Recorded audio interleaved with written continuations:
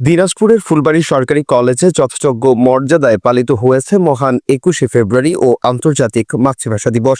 দিবসটি উপলক্ষে কলেজ প্রশাসনের উদ্যোগে দিনব্যাপী নানা কর্মসূচির আয়োজন করা হয়। শনিবার সকালে জাতীয় পতাকা উত্তোলনের মাধ্যমে কর্মসূচির সূচনা হয়। এরপর ভাষা শহীদদের স্মরণে শহীদ মিনারে পুষ্পস্তবক অর্পণ করা হয় এবং তাদের রুহের মাগফিরাত কামনা করে দোয়া অনুষ্ঠিত হয়। পরে কলেজ অডিটোরিয়ামে এক আলোচনা সভা অনুষ্ঠিত হয়। এতে প্রধান অতিথি হিসেবে বক্তব্য দেন কলেজের অধ্যক্ষ প্রফেসর খন্দকার মোহাম্মদ হুমায়ুন রেজা কবির। বিশেষ অতিথি ছিলেন উপাধ্যক্ষ প্রফেসর মোহাম্মদ আহসান হাবিব। শিক্ষক পরিষদের সম্পাদক ও জাতীয় দিবস উদযাপন কমিটির আহ্বায়ক মোহাম্মদ সাইফুদ্দিন ইমরানের সভাপতিত্বে আলোচনা সভার সঞ্চালনা করেন বাংলা বিভাগের প্রভাষক মোহাম্মদ মুহাইমিনুল ইসলাম।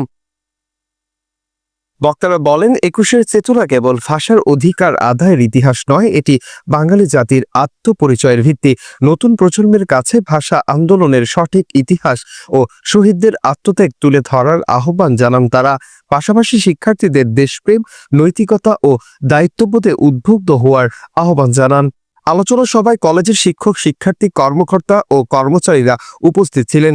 দিনব্যাপী কর্মসূচির মধ্য দিয়ে মহান শহীদ দিবস ও আন্তর্জাতিক মাতৃভাষা দিবসের তাৎপর্য নতুন করে স্মরণ করা হয়। মাহবুবুর রহমান শান্ত, আলোর সমাহার।